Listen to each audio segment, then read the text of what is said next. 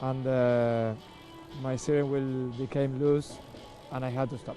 How much damage do we have there? It looks like you've got some damage to the rear bumper as well. I mean, is your car going to be okay? No, the damage, it was only on the upright, which we changed it. The issue is that we have not a good clutch, so we are going to have to change my procedure and just start like a normal start without the launch control. So we see how it goes, and hopefully we can start. There is a risk there, maybe we cannot even start from the lights, but we will see now when we go out to the track. Okay, power's on for you, Esteban. All right, well, that's a really rotten break for Esteban Guerrieri, because he was very, very impressive with his speed, his immediate speed in the car that he'd never even seen, never mind driven or tested before. So... yeah, it was, and I think there was a little bit of a side-to-side contact with Michelitz fairly early on in the race there, and that was obviously enough to break the upright, which is massively unfortunate. As you say, Martin, he's been very impressive all weekend, and you know, bad way to go out, really. Yeah, really tough break. So damage on Ted Bjerg, and Robert Dahlgren we saw also in the pit lane in race 1. You could just hear Alex going off to find out what ails him. No major issues for the other front runners, other than Norby complaining that the engine wasn't quite as sharp or producing the amount of power that he suspected it probably should have. Again, that might just be a mapping setting that has, I don't know what the computer mapping equivalent of a distributor slipping is or something, but who knows. Let's get down to the pit lane and Alex. Well, that's much more like it from the men in blue. Hey, Ted. Hello. You started in P15. That was a brilliant race. I think you overtook about 5 people. No, I know, but I got a really good start. Yeah. So a good pace, but then I almost turned Thompson, and then someone turned me. So I was all the way last, so I kept fighting. And this race now, car feels better than yesterday, so we will just keep pushing and see. It's really nice to have some positive feedback from you, because you guys have struggled a little bit. It's been a bit up and down. I mean, it's the first year blues, I guess. Yeah, it is, but we learn a lot, but we need to be better to anticipate the new tracks, and this is what we're doing when we're testing now and start testing a lot. So now we keep pushing because we need to be better from the beginning. Yeah, you do. Well done, Ted. Yeah.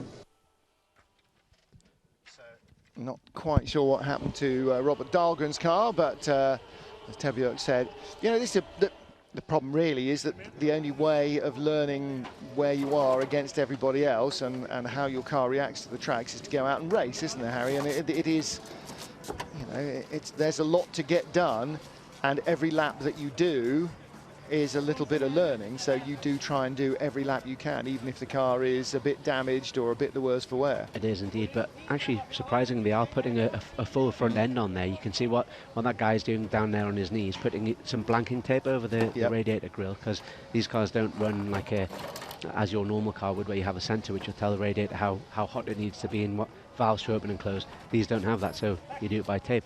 Seems silly with all the technology that they do have, but actually that's about as basic as it gets really when it comes to these things. Well, it's no different to opening a window in your house when the room's hot, is it?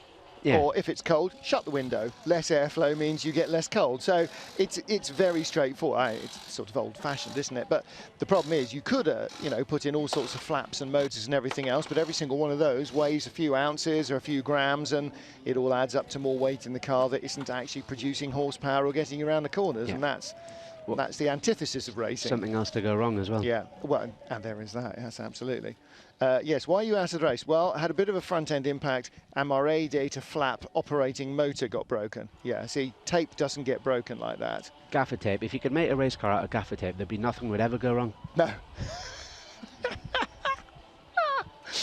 That may be the single truest thing I've ever heard in motor racing in my life. Okay, do you remember that Lola once made a Formula 3 car out of vegetables? Literally out of vegetables. It was made out of carrot fibre and all sorts of stuff. The bodywork anyway, not the engine, not much of the engine. Well, they tried to make as many bits as possible, but you know, chocolate steering wheels and all that sort of stuff is just sort of, yeah, a gaffer tape car. That would be fantastic. Bit hard, structural rigidity would be a bit lacking to start with. No, the more you put on, the stronger it gets. Everyone knows that.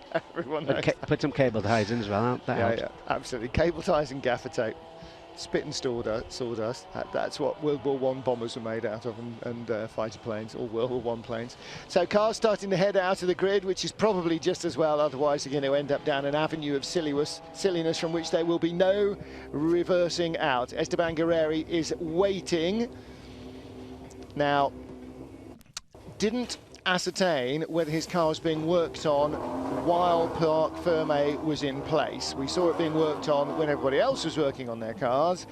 If it was not being worked on, basically after the checkered flag until the beginning of repair time, they can work on it during a race at their liberty.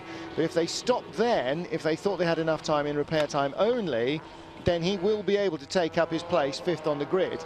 If they had to keep working, whether it was Parc Fermé or not, then he will be at the back. I'm totally reading between the lines here, but from what he said, it sounded like they know they have a problem with the clutch, and that's a pretty major fix. Obviously, engine out, well, gearbox out anyway. Yeah. Bit of a big problem. So I'm guessing they're going to leave that. But the upright, which is broken, I'm pretty sure they could have done that in the time, in repair time, and also between that and the end of the race. You would sort of hope so, wouldn't you? You would sort of hope so. I mean, one of the things at RML, one of the successes of that car was its ability to absorb impact and not sustain damage, the Chevy Cruze, and its serviceability. Citroën have taken that to another whole level of rally-style serviceability, where you can just flap the uprights out of the way to access the engine and stuff. I mean, it's quite remarkable, but it should be fixable in time, and Guerreri should hopefully take his rightful grid spot.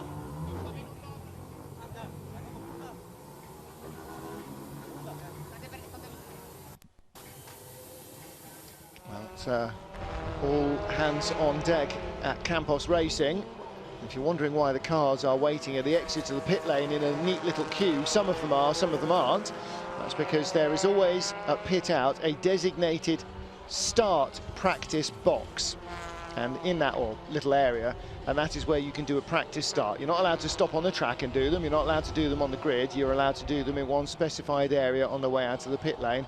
And everybody's doing that now, Harry, as they probably would have done a couple of times in free practice, because they want to know, in today's conditions, albeit in a box that's already got lots of rubber down, unlike their grid box, really they want to know exactly where their anticipated release of the car, you know, 6,400 RPM or whatever it is, where they anticipate whether that's going to bog down or whether it's going to leave too much wheel spin. Because they'll have a system which they dial in, which is almost, it's not allowed to be called launch control, but basically, if we're all being frank and honest and open, it is launch control.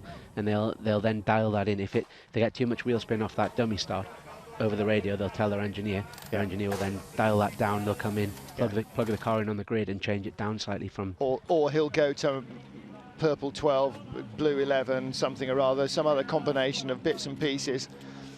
Start procedure is what it's referred to, isn't it? That's what they always say to our starting procedure doesn't work properly. Yes. So it's not launch control, because that would be launch control. It's starting procedure, because that's legal. Yes. And there are subtle differences in that the electronics that control the RPM and so on can't they're not allowed to feed back from wheel speed and so on. There are certain parameters that full-on launch control would be able to adapt to, but the driver, it's a set.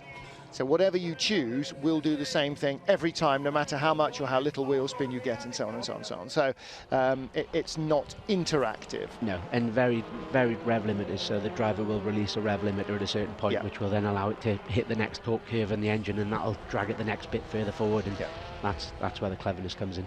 At least, you hope. Yes. That's the grand theory. Now the pit lane closes in just under 3.5 minutes, and at that time, if you are not out of the pit exit, if you haven't gone past the green light, it goes red, and you then start from the pit lane. So currently We have got Ted Björk's car receiving service. Tyre covers are off, arms are in the air. It's going to go down on its jacks. Guerreris is already down on its jacks.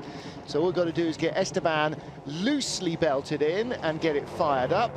And then he can drive round to the grid. And then on the grid, Harry, another 10 or 15 minutes almost of time to fiddle and fix with things that didn't quite get sorted. I mean, we've seen teams under the car, up on the jacks, you know, fixing an underfloor on and stuff because there wasn't time to do it in the pit lane. The critical key here is to beat the guillotine, get out of the pit lane with something that's vaguely drivable to the grid. Definitely. There sounded like there was some panic going on there. I heard a bit of Spanish shouting going on, so I don't know what's... There's a little bit... Our friends in America will call it a Mexican fire drill, which is lots of people running around making a lot of noise, and there was a little bit of that. But then if you're not used to doing that, and this is where Citroen's massive advantage of, you know, 20 years of World Rally Championship experience is they are, you know, all the guys at Citroen Racing were, you know, it was basically Citroen rallying and still is. You know, you are used to cars coming in with bits missing left, right and centre and fixing it in 12 minutes and 30 seconds and not a second longer. And being able to, having the discipline and the knowledge to discard stuff that's not important and really get to the key of what really is important. And that's possibly something that Citroen have over every other team in the pit lane. Window net going on. Guerreri is ready to go. He will make it out of the pit lane. And that'll be a sigh of relief for Campos Racing. Last car heading out of the pit lane. Esteban Guerreri, 1.5 minutes, just under, until the pit lane closes. He heads to the grid. Now, what work remains to be done by the Campos Racing team? We will see. Just saw the car having a little twitch as Guerreri was just making sure that he could feel everything. What he's going to do now is have... Well, is he going to sort of try and push it on the way around to the grid, Harry, assuming that he's got tyres that he wants to keep in as good a condition as possible for the start, but he also wants to just have in his head that everything is in the right place, all the setup is correct as it should be, not as they hope it actually would be. Yeah, but usually the tyres that you'll go round to the grid on, which is what he's just left on, they'll be some old scrappers that you've got from somewhere else. So they tend to have not come out of a tyre warmer, so they'll be cold. But you're right, you will push on them just to make sure that the fixes that they've done under the wheel arch are all going to work correctly, and there isn't going to be any nasty surprises at turn 1. Yeah, particularly because the right-hand side, which was okay, will presumably still have all the same setup, camber, toe and everything else. The left-hand side should be set up, you know, identically or in the correct manner. However, if he suddenly goes into turn 6 and the thing just snaps to the left really fast instead of turning gradually, then there will be issues to adjust on the grid. Well, you can see the Argentine flag for our DHL pole sitter for the second race. That is Jose Maria Lopez, and there should be an Argentine flag 2 rows further back in 5th position for Esteban Guerreri. And if it's not there, if it is right at the back, then he will be starting right at the back. Of course, Campos Racing may not. Oh, there is an Argentine flag down there, is there? I can't quite see. Lower down. Yes, there is. So his tyre trolley is there, 5th position on the grid. So hopefully that's where he will arrive. Between him and his compatriot Lopez is Tom Coronel. So Tom having 2 good starts, and that's, you know, one of the advantages of getting into the top 10, is if you're in either in the top 5 or just hovering around the edges of the top 5, is you do get 2 good race starts. It could be a second podium here for Coronel, for Chilton actually. Sorry, for Coronel. For Coronel, Coronel's got a good chance. Chile starts in 9th, so he and John Philippi, the front row starters on race 1, will pick up any points they can. And for Chilton, predominantly, will be trying to make sure that he gets 2 and ahead of Mehdi Bernardi, who starts a row in front of him on the grid, because he's got to keep chipping away at Bernardi's points lead. It's under 20 points now, but then we haven't got a lot of races left. We've only got 6 race weekends, so he has to continue chipping those points away every single race to make it a last gasp tilt for victory in Qatar in November.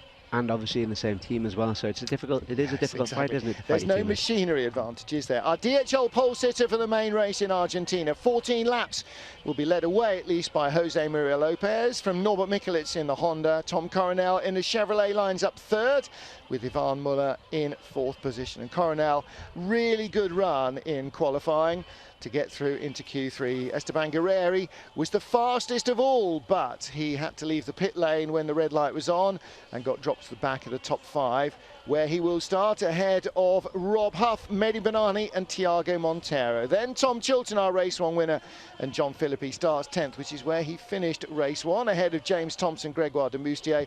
Then the Laders, Valant, Katzberg and Tarquini, ahead of the Volvos of Björk and Dahlgren, with Daniel Naj at the back of the grid. And just to recap, no Ferenc Fischer in the second Zengo Motorsport Honda.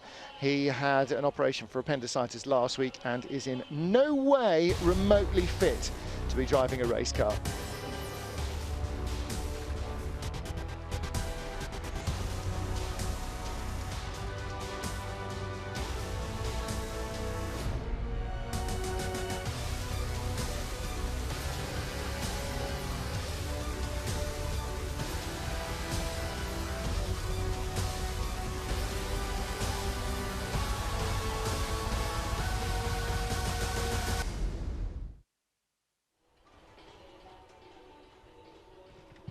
Cars on the grid for the main race at Termas de Rio Hondo. We're in Argentina for round 16 of the FIA World Touring Car Championship 2016.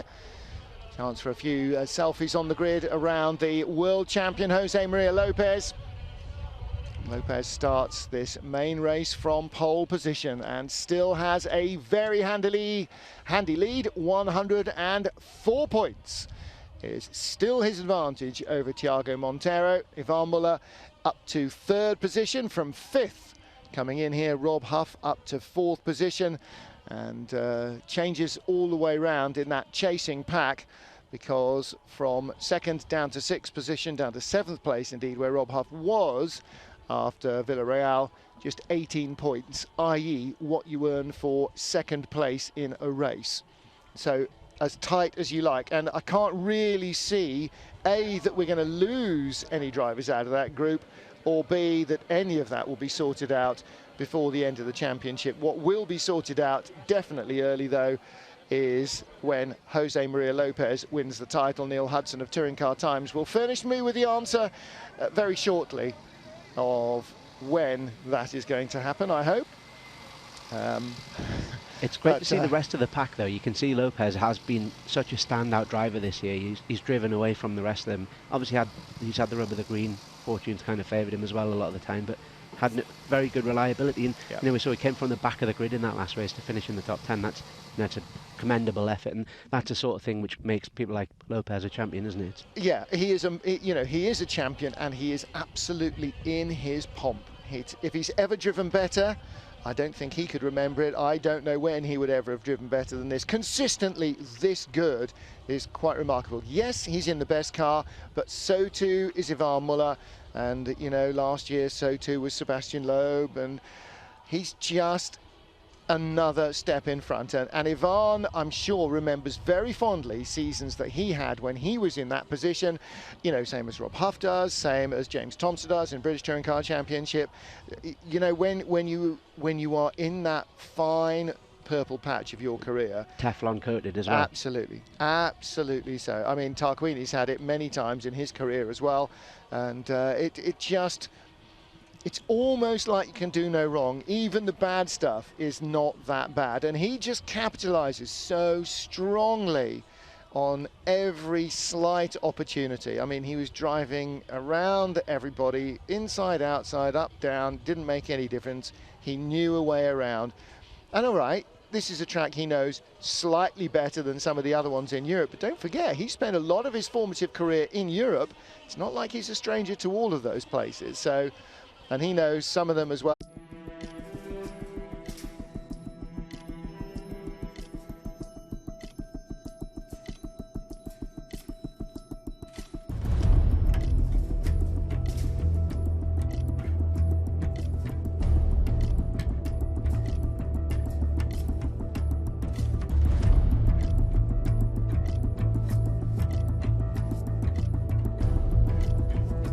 Brazil in 2009 as a chassis.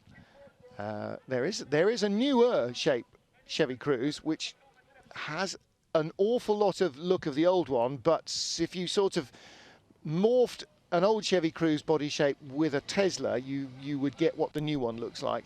But that's not racing. Chevrolet left the championship, what, 3 seasons ago, didn't they? Norbert Mikulits on the outside of the front row of the grid. And I tell you what, if he can beat Jose Maria Lopez here, that will be a massive win for him. I'm not saying that that's going to necessarily happen. I think Lopez, something bizarre has to happen for Lopez not to win this. He's the best driver in the best car at home on pole position. Yeah, he's won 4 of the last 6 races here as well. So, well, actually not anymore. 4 of the last 7. Yes, indeed. Indeed. But back-to-back wins in 2014. 1 race won last year from pole position, and won the 2nd race from, it wasn't reverse pole, was it? I think, was he not reversed outside front row of the grid? Anyway, whatever, in race 2 on his debut in 2013. And you wouldn't say entirely, but like when we were in Hungary, an awful lot of the presence at the track is generated by Jose Maria Lopez, our DHL pole sitter. So it's Pachito from Norby, from Tom Coronel, from Ivan Muller. Behind them, Esteban Guerreri, who certainly would have added a bit of extra spice.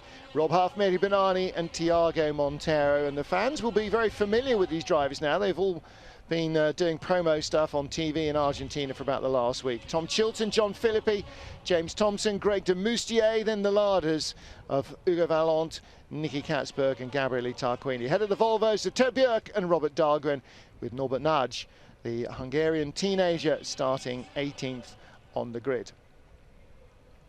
Just to give you an idea actually of how far these cars have moved on, there's a great inside thing on the World Touring Car website and on their Facebook page. It showed Dave Scott, who's actually one of my old engineers, who happens to be Katzberg's engineer now. They run 2 different brake pressure valves. We always had a blow-off valve, but these now run 2 different brake pressure valves. This is stuff that they're talking about, so God knows what's going on that they don't talk about. They won't admit. But yeah, it's great. It's a great feature. I can encourage you all to go and have a little look and see what's going on. Well, we heard from Rob Huff on the warm-up lap for our opening race. He starts in 6th position for the main race. He was 5th on the grid for the opening race. The field being led away by Jose Maria Lopez, and there's every chance now that he will add a further 25 points to his tally. He is currently in his longest winless streak. Didn't win either race in Moscow, didn't win either race in Portugal. That's 4 races, now 5. He's not won one in. Let's hear what Rob Huff has to say.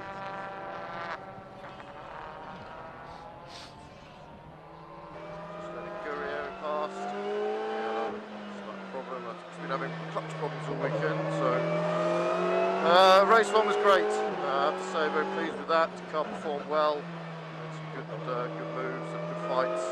Just unfortunately Tom got a bit too far ahead at the start while I was trying to get past Filippi. Say hello to the legend that is Huff Mummy and Daddy at home. All going well so far. Going to be tougher this race, obviously. As soon as you're following anyone, the characteristics of the car change completely. So I got past Filippi, I can get my head down, catch Chilton. Just not quite enough time. And as soon as you get behind someone, you lose all the front downforce, and of course that overheats the front tyres. Got a vibration with about 4 laps to go, so I was concerned that the tyres weren't going to hold on.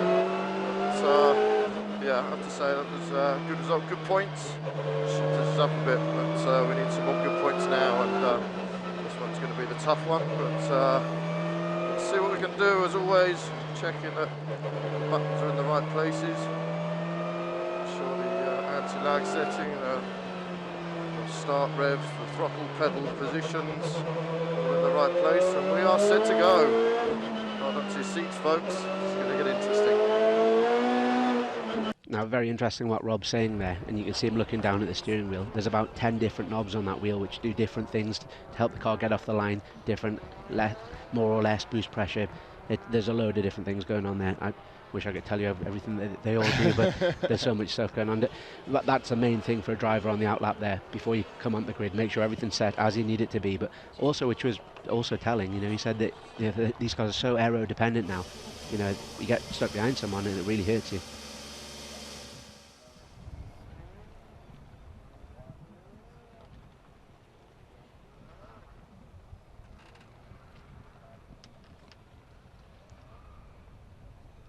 Cars on the grid, crowd and teams watching in nervous anticipation. On the right of your screen, Jose Maria Lopez. On the left, Norbert Michelis. Lopez, the pole sitter here.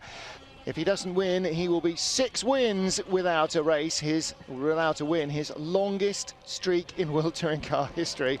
However, he starts on pole here in Argentina, where he has won 4 of the previous 7 races. Red lights are on and they go off quickly. A very, very good launch indeed from Lopez. Good too from Tom Coronel behind.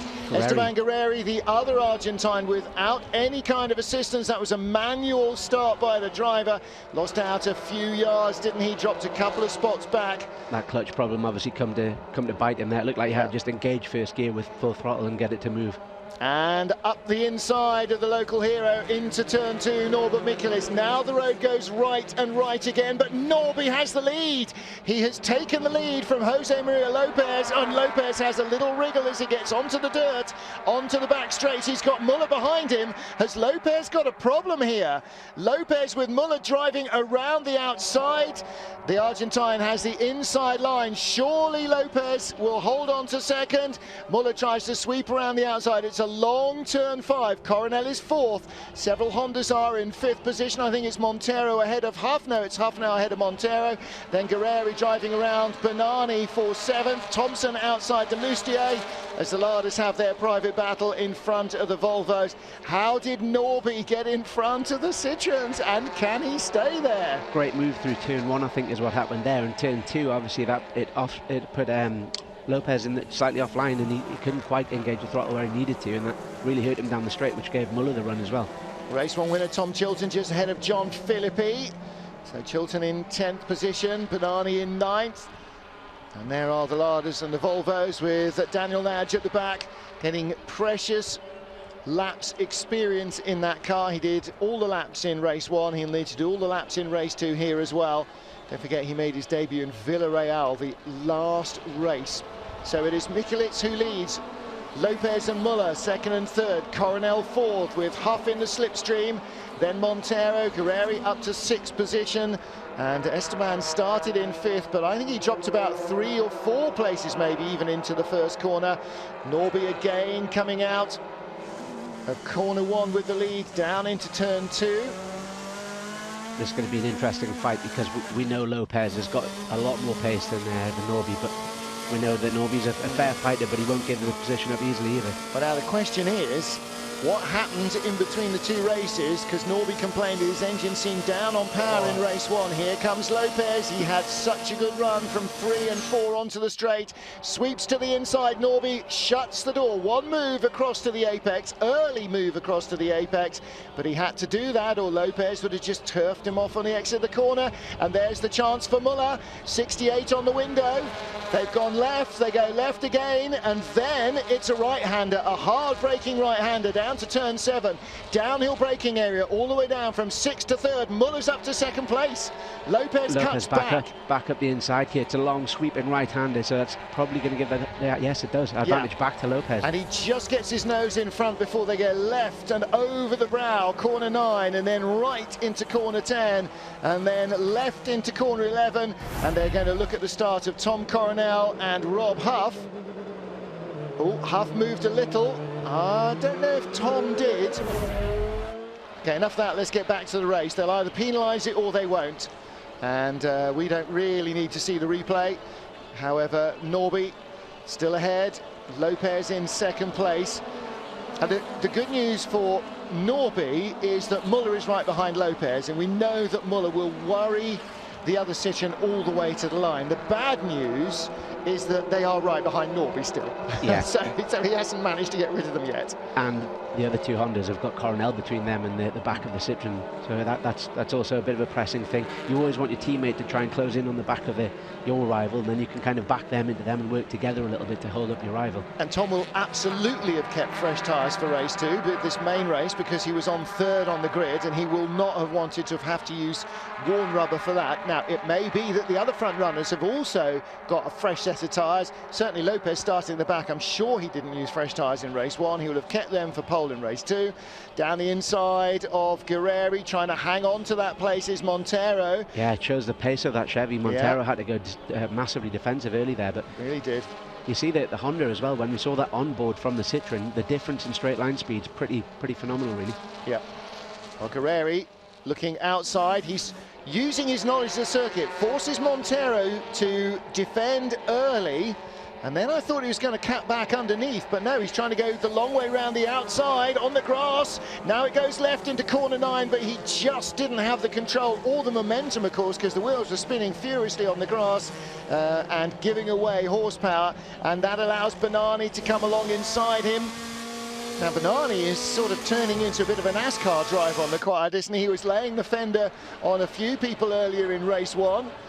We'll have to see what happens with him and Guerreri. I think Guerreri has just beetled away enough, I think he has, to be free of the Moroccan driver. Nothing wrong with a bit of a bumper. That's what it's for, isn't it, for bumping? Bit of rubbings racing, not too much. I mean, and all these drivers know what is reasonable and what isn't. Sometimes you actually miscalculated, or the driver in front does something else that you weren't expecting that amplifies the effect that you were hoping for, but generally they're all experienced enough to know when you can just winkle somebody offline a little bit without really just ruining their race. Muller's on a bit of a charge there, fastest lap of everyone so far. Great run from him as they come down the back straight into the braking area for turn 5. Lopez looking around the outside of Mikulits for the lead of the race. Mikulits on the inside, Lopez on the outside, the Honda stays in front, but how many more laps can Norby stay in front if Jose Maria Lopez is going to be able to drive around the outside of him on his first attempt? Norby will be praying for Muller to get involved here, but then he's Muller got the same problem again. Muller's back up the inside, Muller's up to second, is he? No, Lopez holds on at turn 7. And now they go left into turn 9, and Lopez keeps his nose in front. But that is the saving grace at the moment for Norby. If it was Coronel in 3rd and not able to be applying the pressure to Lopez, I think Lopez might have got by now. Maybe not, but he would certainly be an awful lot more annoying to Norby than he's being at the moment, because he's got his hands full with Muller. Totally hands full with Muller. This is Guerreri being lent on by Montero. You can really see the effect of the toe in Sector 1 there. Lopez on that last lap has gone fastest of everyone in Sector 1 by almost a 1/10.5 just because of that toe. Wow. Into turn 1 comes our race leader, Norbert Mikulich. So Norby, no race wins so far this season, hatful of podiums.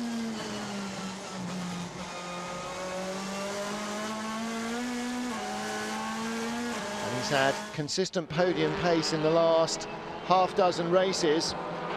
He was really looking to add a win. Same with Ivan Muller in 3rd position. And Jose Maria Lopez, 6 wins already this season. But the last 2 of those came in Germany, and that was back at the end of May. Team radio from Lopez here. 10 laps to go. Don't worry about Muller. Don't worry about Muller. Interesting, 10 laps to go, don't worry about Muller. I wonder what that means in code. Really? So Yves Maton will now say to Ivan, do not pass Pachito, he is quicker than you. Excellent. That's just what we want. A team that are dominating the championship, their drivers got well over 100 points of a lead, but we must protect him because it's for marketing.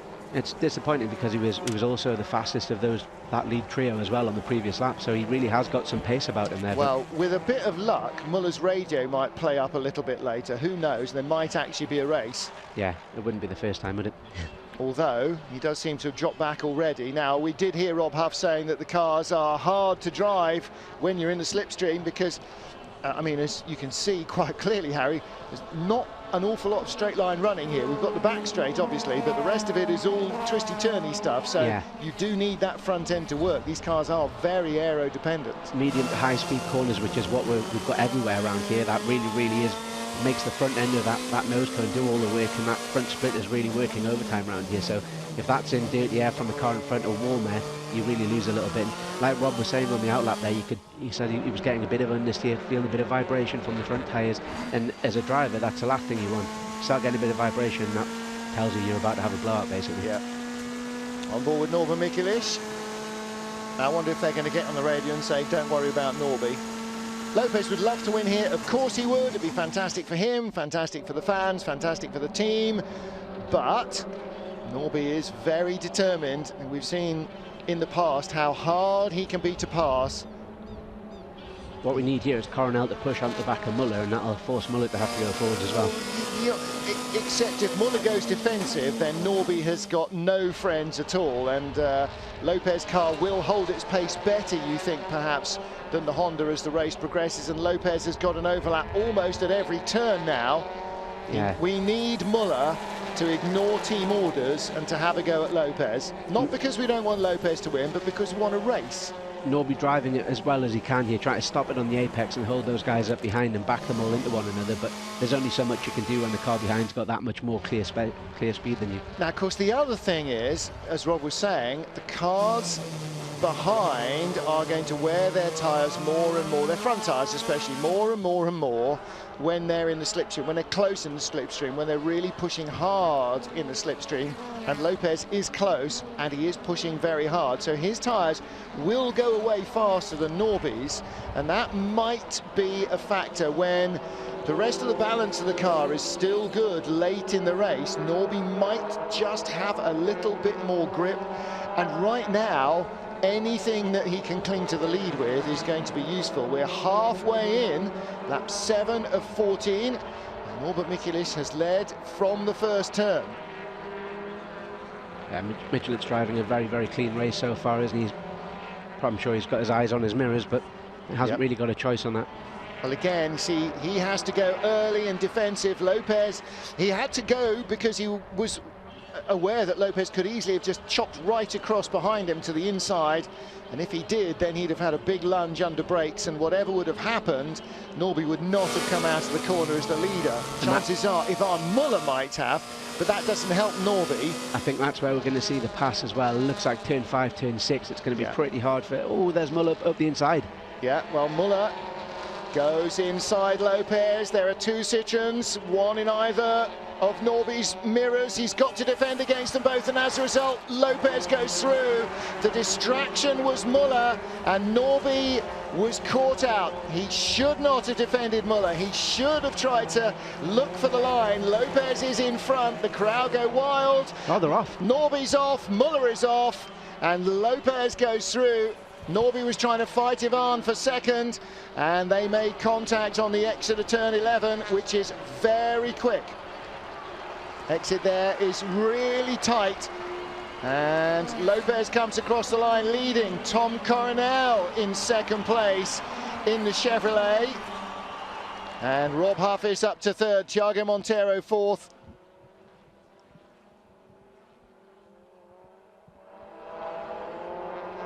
Not getting anything on that. Yeah, well, that was about half a lap before the incident. Yeah, that was a... You told me not to worry about Muller, he's up alongside me. Yes, exactly. Well, it's time to have an Yves Maton moment saying, Yves, don't you like motor racing or something? Well, this is the incident with Muller and Mikelic. I'm not sure there was contact there, actually. I think it looked like the back end of Muller's car broke away, and Mikelic took a bit of an avoided the accident, I think. Yeah, Norby, after a long trip across the gravel, will not claim victory here, but he is just in front of Tom Chilton. So this is the battle for 8th and 9th, and it is Jose Maria Lopez who leads.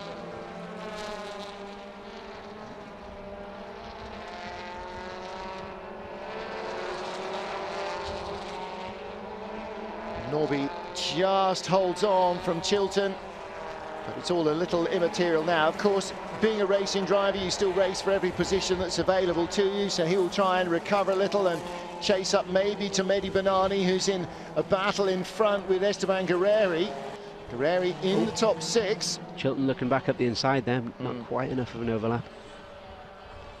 And of course, we saw that Norby had enough speed to stay in front of Lopez, so he should have enough to handle any Citroen in the field.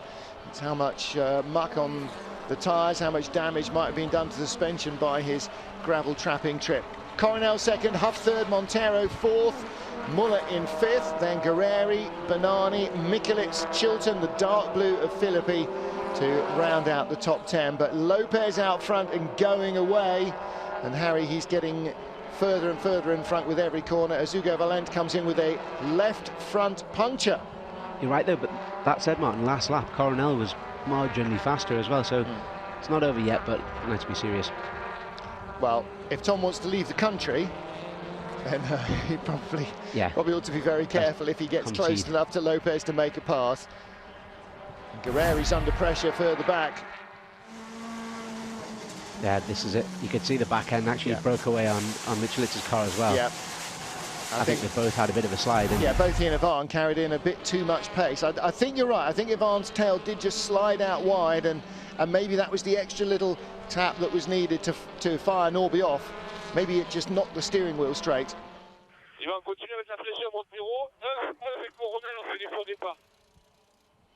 All right, so continue to put on the pressure because Huff is under examination for the start. Now, we're 9 laps in. The stewards surely must have been able to review the tape by now. So if there is to be a penalty for Huff, I hope they don't apply it after the checkered flag. But I wouldn't bet on it. Jose Maria Lopez continuing to lead here. And another quick sector from Tom Coronel. Coronel quicker again than he's been on this lap. 2 tenths up as well in sector 1 on Lopez. Do you know what? He is pulling away from the Hondas, isn't he? He is starting to close Lopez. Guerreri ahead of Banani. This is the battle for 6th position. Really a shame not to see Guerreri with a healthy car on race day, because he was so electrifyingly fast in practice and qualifying. Would have been great to see him right in the mix. I'm sure it would have been highly entertaining. Yeah, I'm sure it's a shame for him, and it must be a real shame for the Campos guys as well, who worked really hard to get that car up there. And unfortunately, it comes down to it was the start, wasn't it? It was that clutch issue that they've struggled with all weekend. So a real shame there for those guys. And they may well be struggling a little bit. I mean, that just tends to take a little bit of pace out of the car as well. Anything that's not working perfectly is going to be slowing you down rather than speeding you up. Rob Huff third, Thiago Montero fourth, the red, white and green Castrol Hondas. Huffy did twitch. He moved and then stopped. Did Coronel, or was Coronel just really quick away from the lights? Saw how Esteban Guerreri moved away from the grid, considerably slower than the others. Banani went by him. That's the difference between a computer launching and a human launching the car. Not an awful lot, but just enough. Muller shuffled his way inside Coronel into turn 1, didn't he? With no pleases or thank yous. Yes, we know that. We were told that 10 laps ago. They can't still be under investigation, surely. The telemetry shows they either moved or they didn't. It's one of those things that, in my view, I know we've seen this a few times all throughout this season. If a car moves and then stops and doesn't gain an advantage, then I don't really see that. I know that's not how it's written in the blue book, I know. I don't either, and I think it's a stupid rule, and it's not. You can't do that to like fox your rivals into false starting. It's not like American football where you draw people offside from the huddle. It's just rubbish. But what's more rubbish is taking a dozen laps to decide. It pings up on the screen. They're under investigation for something that the telemetry says has happened, and they never argue with the data. So why are they taking a dozen laps to implement a penalty? It's up there with the track limits rule as well, isn't it? Really? I think or under investigation for speeding in the pit lane. He was speeding in the pit lane. He's not being investigated. Just say he's speeding in the pit lane. Here's the penalty. I think this week we should rewrite the blue book. Oh. cannot do anything on the straight. And in other news, it gets dark at night. I'm afraid that's what we've seen all weekend. There's Dave Scott, Nicky's engineer. And unfortunately, the larders are not working well here like they hoped they would.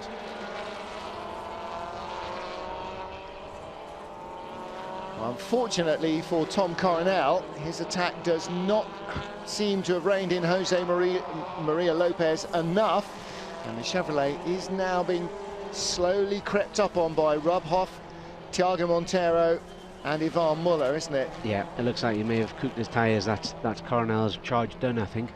I think Lopez has managed to keep his head down enough. Oh, is that Tarquini inside de Moustier. And right behind is Ted Björk and Greg offline. The Volvo goes through as well. Has de Moustier got a problem? Has he picked up a left front punch? No, he hasn't. Maybe he was just offline and lost his rhythm a little bit. Could be this, for seeing punctures at this point in the race, I would suggest it's probably because of running too much camber, which is what Rob was alluding to on the opening lap there, saying he felt a bit of vibration, and quite often and fairly easy to do. And obviously the tyres that a lot of the guys will be running now will have done a few laps already. Yep. And there you see where they come out of corner 1 and then loop up through 2 and 3 before coming back onto the straight. You could go from corner 1 straight down the straight, which would make it even faster, the approach into turn 5, which presumably is why they don't come from turn 1 all the way down to this corner. Runoff areas and so on have to be able to handle the cars at the speed that they're doing. It's a proper old school field track as well, isn't it? You know, you can run wide, but you still get penalised for it. There's still gravel traps and there's still grass, and well, grass, yes. Yeah. I know, what's that stuff? I know, that magical track limit self-policing surface that Formula 1 seems to have forgotten entirely about. Yellow and black car of Tom Coronel still in second place. And you know what? I'm not sure Rob Huff's got an awful lot to offer to him. 2 laps to go after this. Muller can't get to Montero. Montero can't get to Huff. I'm not sure that Huff can get to Coronel. If Tom keeps his nose clean, right, the Chevy's starting to slide a little, but at the rear, he's getting it to the apexes when he wants it, isn't he? And Coronel can drive a very wide car. We've seen that loads of times over the years, haven't we? So, as well as Huff, he can overtake. We know the Hondas struggled a little bit this weekend, apart from Mach 3, where they seem to excel. But qualifying, free practice, and in the races, they have struggled a little bit. Yep. Lopez continues on his merry way. 2 laps to go. 2.9 seconds now in front of Tom Coronel. Gap has come down to just under half a second to Huff. So Coronel now will be all full of thoughts of protecting this lead to the end. There's his engineer on the Roal Motorsport pit wall. Roberto Ravaglia, Roal running a car in the Nürburgring 24 hours last weekend, so he's decided that all the travel to Argentina is possibly not top of his list of priorities. Nicky Katzberg had to. You can't be a driver by remote control on the telephone from home, so he did have to make his way over. Rob was at the Silverstone Classic last weekend, racing all sorts of entertaining old cars. And El Capri was one of them, I think, wasn't it? Yeah. I'm not sure how that would have fared around here. Mind you, this would have been an entertaining track for classics, I think. Imagine a field of Group C cars around here. That would be highly entertaining. Yeah. Esteban Guerreri holding on to 6th still from Mehdi Banani. I wonder whether Guerreri and his sponsors are sort of, I don't know, let's talk to the Sebastian Loeb people. Let's talk to Campos and see what sort of prices could be bandied about for World Championship racing next year.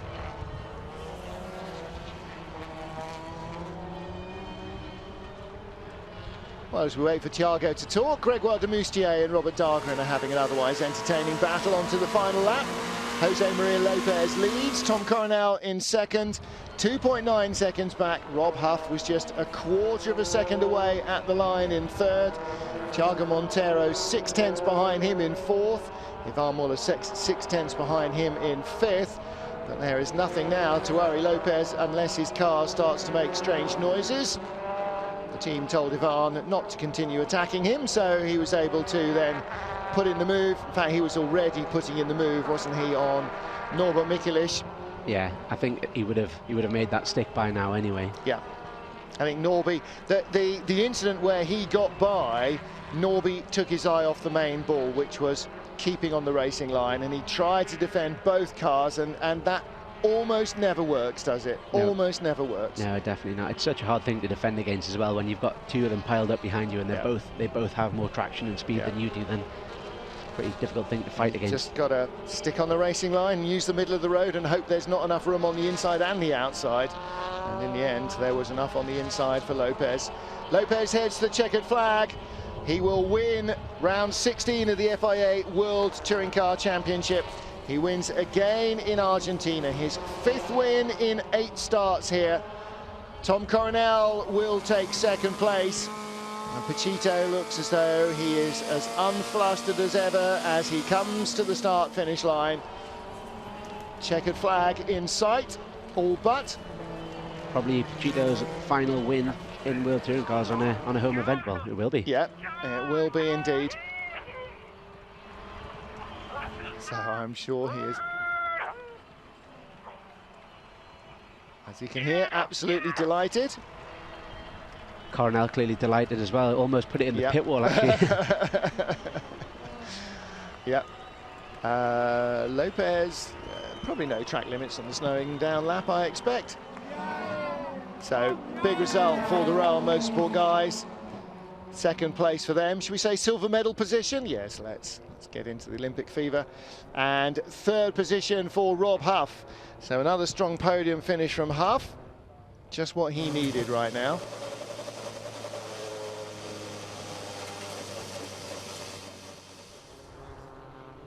So Jose Maria Lopez does it again in Argentina.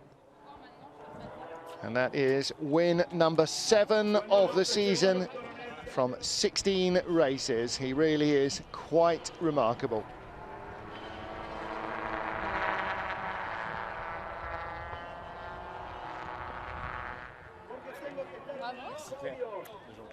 Well, not without its problems, his race day, starting on the back of the grid, the last of the 18 cars in the opening race.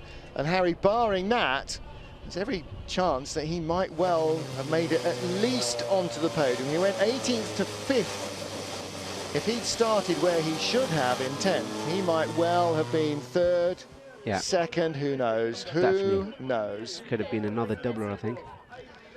There's his fiancée Victoire and his engineer. And they are, again, delighted with that result. It's been a busy 10 days, fortnight in Argentina for Lopez and a lot of the other stars. They've been doing an awful lot of TV in Buenos Aires, appearances. We did not jump the start. No chance.